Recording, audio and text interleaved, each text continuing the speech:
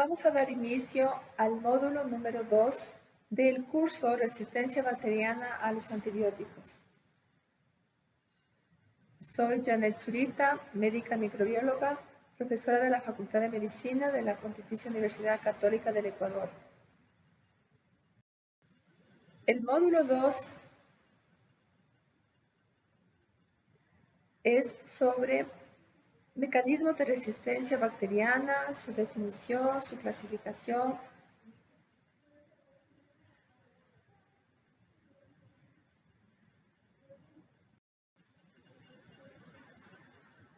En este módulo vamos a tratar la definición, rompiendo paradigmas sobre los conceptos de resistencia bacteriana, que es la resistencia intrínseca y la resistencia adquirida, y los mecanismos de resistencia principales en algunas de las bacterias.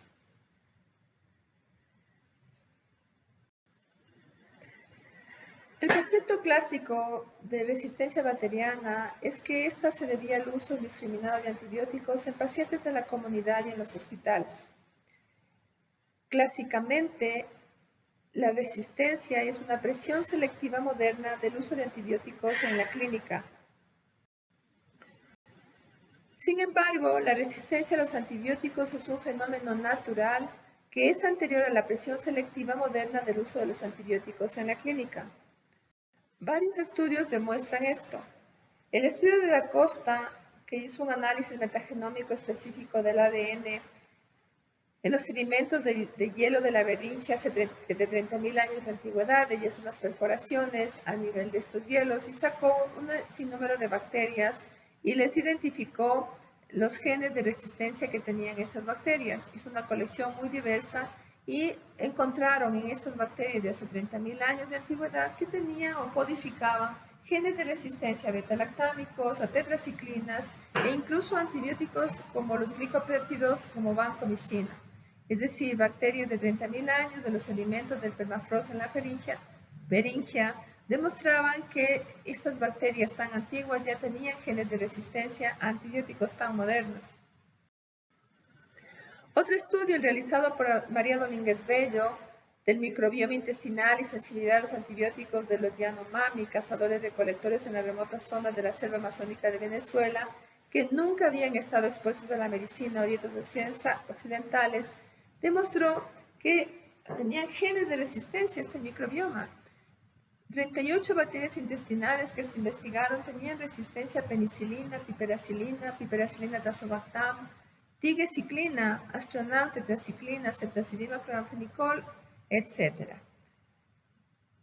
Y el otro estudio que también confirma que la resistencia no es de aparición reciente es el estudio realizado por Buller y también el de Ray, que es un estudio de las bacterias en una región de la cueva Lechuguilla, que queda en Nuevo México, que esta cueva ha permanecido aislada por más de 4 millones de años. Y allí, en los sedimentos de esta cueva, se hicieron los estudios de las bacterias y se encontró que estas bacterias eran resistentes a los antibióticos y algunas de ellas eran resistentes hasta 14 diferentes antibióticos disponibles comercialmente, incluidos los tan modernos como la daptomicina y otros macrólidos.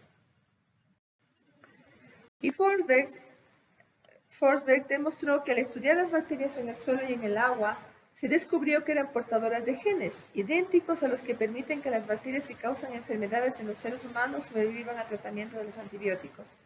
Este hallazgo sugiere que las bacterias del suelo, que son inocuas, podrían ser la fuente original de algunos genes de resistencia a los antibióticos utilizados en los hospitales. Eso es el clásico estudio que hizo el francés en las aguas de la India, Patrice Norman. Él encontró que la serratia que producía esta carbapenemasa NDM se encontraba incluso en el agua potable o en el agua que caía de las llaves de la India. Entonces, lo que no se llega establecidos hasta actualmente es cómo llegan las bacterias del medio ambiente multiresistentes, podrían llegar a los hospitales o a los pacientes. Entonces, la resistencia a los antibióticos es un fenómeno natural que es anterior a la presión selectiva moderna del uso de los antibióticos en la clínica. La resistencia es la capacidad que tienen las bacterias de soportar los efectos a los antibióticos o biocidas destinados a eliminarlas o controlarlas. Son las bacterias, esto es súper importante, y no los seres humanos ni los animales los que se vuelven resistentes a los antibióticos. Es decir, cuando un paciente dice es que yo soy resistente a la penicilina, no es el paciente, son las bacterias de su microbioma, de su proceso infeccioso, los que tienen resistencia. Entonces la resistencia se produce cuando las bacterias del individuo mutan, el individuo no muta, mutan en respuesta al uso de sus fármacos. Estas bacterias farmacoresistentes pueden causar infecciones en el ser humano y en los animales, y esas infecciones son más difíciles de tratar que las no resistentes. Esto hace que se incrementen los costos médicos, que se prolonguen las estancias hospitalarias y naturalmente que aumente la mortalidad. Actualmente, con la pandemia de coronavirus, lo que está sucediendo es que los pacientes en realidad no mueren por la infección del virus, sino por todas las bacterias subsidiarias que causan problemas respiratorios o problemas en sus pulmones. Bacterias como Acinetobacter multiresistentes, Pseudomonas multiresistentes, Klebsiella pneumoniae multiresistentes. Es necesario que se cambie urgentemente la forma de predecir y utilizar los antibióticos, porque además, aunque se desarrollen nuevos medicamentos, si no se modifica el comportamiento actual y cómo utilizamos los antibióticos, la resistencia seguirá representando como una nueva y gran amenaza.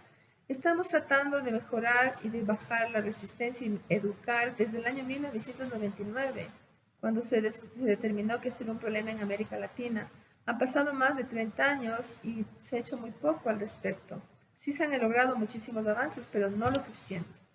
Los cambios de comportamiento también deben incluir medidas destinadas a reducir la propagación de las infecciones a través de la vacunación, el lavado de las manos, la seguridad de las relaciones sexuales, una buena higiene alimentaria, es decir, no solamente depende de la conducta de los médicos, sino también de la conducta de la comunidad. La resistencia se produce naturalmente por selección natural a través de mutaciones producidas por azar. Este es un clásico ejemplo de que el antibiótico al entrar en contacto con una población bacteriana permite la proliferación de aquellas bacterias que presentan aquella mutación natural. Siempre en un grupo de bacterias va a haber una bacteria que presenta una mutación natural que anula la acción del antibiótico. Entonces aquí son los clásicos ejemplos. Antes de la selección siempre hay bacterias que están representadas, en este caso de rojo, en un grupo poblacional. Lo que hace el antibiótico no es crear resistencia. El antibiótico lo que hace es seleccionar. Entonces las bacterias que sobreviven son las más resistentes porque las otras fueron eliminadas por el antibiótico. Y esta sí, el sistema inmune, la fagocitosis, la organización, todo lo que tiene que ver con la eliminación de bacterias no es suficiente, pues estas crecerán y se reproducirán y se harán generaciones de bacterias porque cada 20 minutos se reproducen y son las que sobrevivirán. Y luego aquí también tenemos un fenotipo normal, que son las negras, y el fenotipo mutante. Siempre están así en las poblaciones. Con el antibiótico se seleccionan, se mueren las sensibles y proliferarán las que son resistentes. Y a la final, de una primera, segunda hasta una cuarta generación, tendremos todas las bacterias multiresistentes o como hayan sido seleccionadas. Cuando se selecciona una bacteria resistente a un fármaco antibacteriano, sus descendientes suelen heredar esta característica, y con el tiempo, por presión del fármaco, la población de cepas resistentes se vuelve dominante en el nicho ambiental en el que se desarrolla. Y una vez que la bacteria es resistente, esta tiene la capacidad de transmitir la resistencia a otra bacteria. Esta capacidad de transmisión puede ser del mismo género, es decir, una Shigella flexneri o una Shigella boydii. También puede ser de la misma especie. También puede ser a diferentes géneros. Por ejemplo, un Acinetobacter le puede transmitir a unas Pseudomonas, un Haemophilus influenza, una Escherichia coli. Es decir, no solamente son del mismo género, sino totalmente distintos. Y esta transferencia se debe a la presencia de plásmidos, transposones e integrones. Estos tienen una función muy importante en la diseminación de los mecanismos de resistencia de los antimicrobianos a distintos antimicrobianos.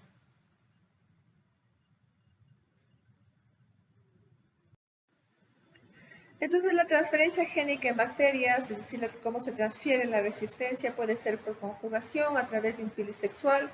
Eso es un mecanismo más que determinado y descrito. Por transformación, es decir, a través de fragmentos de ADN que se encuentran en el medio ambiente o en las circunstancias alrededor de la bacteria, y la transducción en la cual está interviniendo un fago o un virus que infecta bacterias. Este puede producir dos cosas, una latencia en la bacteria o puede producir una lisis bacteriana. Entonces, tres formas para que se transfiera la resistencia de una bacteria a otra: conjugación, transformación y transducción. La resistencia bacteriana puede ser intrínseca, es decir, natural o salvaje o silvestre, y extrínseca, es decir, que son factores de resistencia que la bacteria ha adquirido a través de conjugación, a través de la transformación y los mecanismos que les acabo de nombrar. La resistencia intrínseca es súper importante conocerla y saber cuáles son, porque significa que esos no van a tener actividad nunca y no se deben reportar en el antibiograma. Les he traído como ejemplo una Pseudomonas aeruginosa. La Pseudomonas aeruginosa tiene una resistencia intrínseca, siempre fue resistente a clorfenicol, tetraciclinas, macrólidos, trimetopinsulfa, ácido anhidrícico y glicopéptidos. Eso es dentro del grupo de no betalactámicos. Pero también tiene resistencia intrínseca a betalactámicos como penicilinas y aminopenicilinas más inhibidores. No les sirven las cefalosporinas de primera, de segunda, tampoco las de tercera tipo cefotaxima y cetriazona, y tampoco las cefamicinas como cefoxitin. Entonces, ninguno de esos antibióticos, en este caso de la Pseudomonas aeruginosa, se podrían poner en un antibiograma o una prueba de sensibilidad, porque no tienen actividad. Entonces hay que conocer cuáles son las resistencias intrínsecas de los diferentes antibióticos, a los diferentes antibióticos. Esta resistencia es un fenómeno que surge de forma natural, en ausencia de mecanismos de presión de selección antimicrobiana, y se caracteriza por ser inherente a una especie en particular. Es una propiedad innata de la bacteria en la que pueden estar involucrados uno o varios mecanismos de resistencia. Esto es tomado del CLCI, y aquí está la resistencia intrínseca a varias bacterias. Por ejemplo, ampicilina tiene resistencia intrínseca a Klebsiella, Citrobacter, Enterobacter, Serratia y el Proteus vulgaris, también la Morganella, la Providencia y la Yersinia. Este antibiótico no se va a reportar en un antibiograma. Amoxicilina clavulánico, por ejemplo, para Citrobacter, Enterobacter, tampoco se va a reportar. Para cefalosporinas de primera generación, como por ejemplo cefazolina, cefalotina, tampoco se reportará. Y también, por ejemplo, colistina es resistente a Serratia proteus, y para nitrofurantoína los proteus, la Morganella y la Providencia Stuart. Entonces, estos antibióticos que están aquí como ERE no se deben reportar en ningún antibiograma debido a que presentan resistencia intrínseca. El conocimiento de la resistencia intrínseca ayuda al microbiólogo a identificar las bacterias y al médico tratante a no utilizar un antibiótico para una bacteria que presente resistencia intrínseca. Hay otras resistencias también muy interesantes, como por ejemplo, vancomicina no tiene actividad contra Leuconostoc, Lactobacillus, Pediococcus y Erizopelotrix. Cefalosporinas, como les había indicado, no tienen actividad contra anaerobios, ni contra enterococo, ni contra Listeria monocytogenes. Clinda, banco, teicoplamina y dautomicina no tienen actividad sobre bacterias gram negativas, es decir, tienen resistencia intrínseca. Enterococos tiene resistencia a clindamicina y trimetopinsulfa, y es interesante porque muchos de los enterococos de infección de vías urinarias se tratan con trimetopinsulfa cuando no tienen actividad. Bacterias gram positivas no tienen actividad la Stronam, la colistina, y naturalmente Streptococcus pyogenes no tiene actividad las quinolonas, a pesar de que muchas vías respiratorias de infecciones de vías respiratorias se tratan con quinolonas, no tiene actividad, es intrínsecamente resistente al trimetopinsulfa y a las fluoroquinolonas. Y naturalmente la nitrofurantoína, como ya les dije, no tiene actividad contra Proteus, Morganella, Providencia y Cinetobacter. Y este medicamento, que no se comercializa todavía en el país, como quinopristina, dalcopristina, no tiene actividad contra enterococos fecales. Igual que Astronam, lamentablemente no se comercializa tampoco en el país. Ni cefamicinas como la cefoxitina, que no es una cefalosporina, es una cefamicina, y esa sí tiene actividad contra los anaerobios. También con relación a las resistencias, tampoco interesa mucho lo que no tiene como mucha, debe tener una relevancia importante dónde es el sitio de la infección. Por ejemplo, en enterococos. No es lo mismo reportar para un enterococo que para un hemocultivo. En el caso de los enterococos en un urocultivo se debe reportar ampicilina, nitrofurantoína, ciprofloxacina, fosfomicina y tetraciclina. Mientras que si la bacteria enterococo está causando sepsis y se la encuentra en la sangre, que se ha cultivado la sangre, lo que se reporta es ampicilina, vancomicina, linezolid. Ya no se va a reportar ni quinolonas, ni fosfo, ni tetra. Y también se reporta gentamicina y streptomicina, pero no como sencillo resistente, sino como sinergia. Sinergia, porque la gentamicina se utiliza de alta carga y se debe reportar sinergia sensible, sinergia resistente, o streptomicina sinergia sensible o sinergia resistente. En cambio, la resistencia adquirida es un verdadero cambio de la composición genética, de tal manera que si es una bacteria que alguna vez fue sensible a un antimicrobiano, al adquirir resistencia, el fármaco en cuestión deja de ser eficaz. El análisis genético ha permitido establecer que la resistencia adquirida puede ser un fenómeno temporal cuando está condicionada por factores de su medio. Un clásico ejemplo es que las Escherichia coli son resistentes a los aminoglucósidos cuando crecen en condiciones anaeróbicas, o las pseudomonas aeruginosa son resistentes a polimixina y aminoglucósidos cuando en el medio hay un exceso de iones de magnesio. Pues también tienen otros factores que intervienen en lo de la resistencia adquirida que podría ser temporal. Vamos a ver a continuación cuáles son los mecanismos de resistencia que producen las bacterias frente a un fármaco. Hay varios mecanismos. Uno de ellos es alteración del sitio blanco o de la diana o el sitio de acción. Ese es muy clásico en las proteínas ligadoras de la penicilina o protein binding penicillin, que son las siglas PBP. Se ve en los estafilococos y streptococos, pero también se ve en otras bacterias. Por ejemplo, la alteración en los sitios diana es también establecidas en Acinetobacter. Porque en el Acinetobacter, los cambios en proteínas ligadoras de las penicilinas PBP que confiere resistencia a imipenem, por ejemplo, por sobreexpresión de ciertos PBPs, con una baja afinidad por imipenem en ausencia de otros mecanismos de resistencia conocidos. Y en el caso también de que haya mutaciones de la ADN girasa, las mutaciones en la ADN girasa GIR-A y PAR-C codifican la topoisomerasa 4 y le confiere resistencia por alteración del sitio blanco. La clásica es la de las PBPs, en la cual el sitio blanco se muta y la penicilina ya no se puede pegar a su sitio establecido, entonces no tendrá ninguna actividad. Otro mecanismo de resistencia es la producción de enzimas.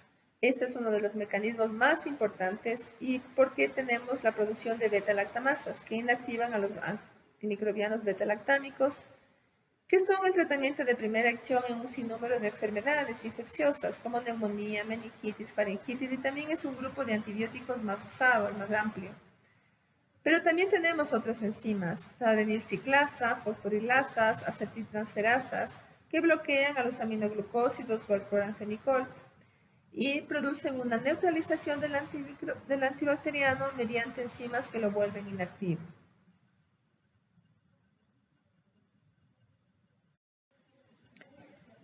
El eflujo es otro mecanismo de resistencia que consiste en la expulsión del antibiótico del interior de la célula bacteriana, que limita la concentración intracelular del fármaco por medio de un sistema de expulsión o eflujo.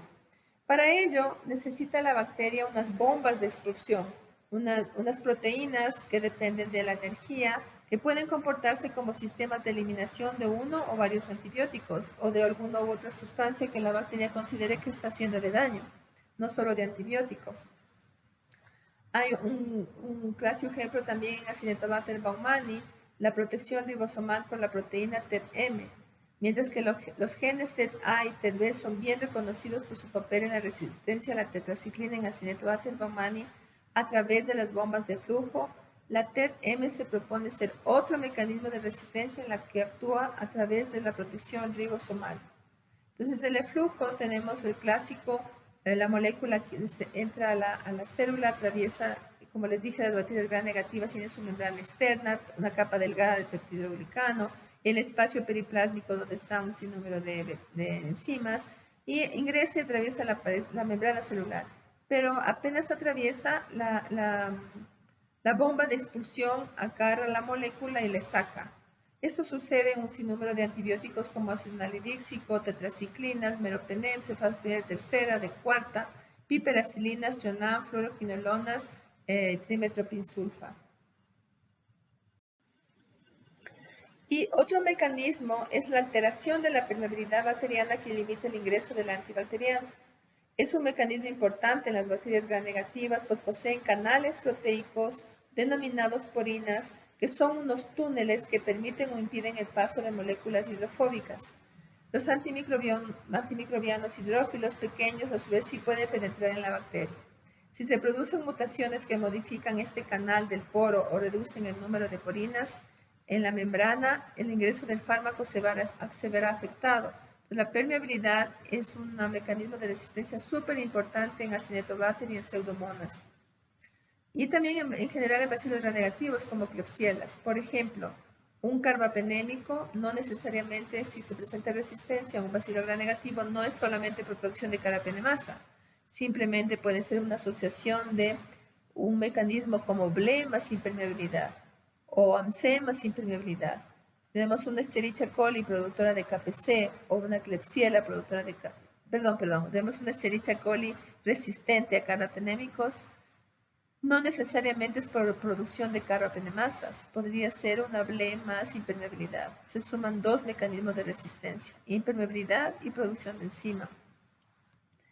Naturalmente, el último mecanismo que se ha estudiado y se le considera ahora como un punto súper importante dentro de los mecanismos de resistencia es la producción de biofilms. Estas biopelículas se transforman en barreras, verdaderas barreras que no permiten la penetración de los antimicrobianos en esta matriz de exopolisacáridos que forman las bacterias. Ahí están las bacterias de crecimiento ralentizado, estáticas, debido a la limitación de nutrientes, pero esta capa total de biofilm hace que no ingresen los antimicrobianos ni tampoco los anticuerpos, no tienen actividad las IgGs y IgM sobre esta capa de biofilm. Y la aparición de un fenotipo específico del biofilm que combata de forma activa los efectos negativos de las sustancias antimicrobianas ha hecho que se estudien muchísimo de estos componentes, no solamente en las bacterias clásicas, sino también en micobacterias, como por ejemplo en el Mycobacterium abscessus. El biofilm es un punto muy interesante de los mecanismos de resistencia, porque la primera vez que se describió biofilm fue en el ambiente. Las películas que se forman alrededor de las piedras, la capa que se forma en las aguas de los floreros, la capa que se forma y recubre los barcos, por ejemplo, es cuando se hablaba de biofilm.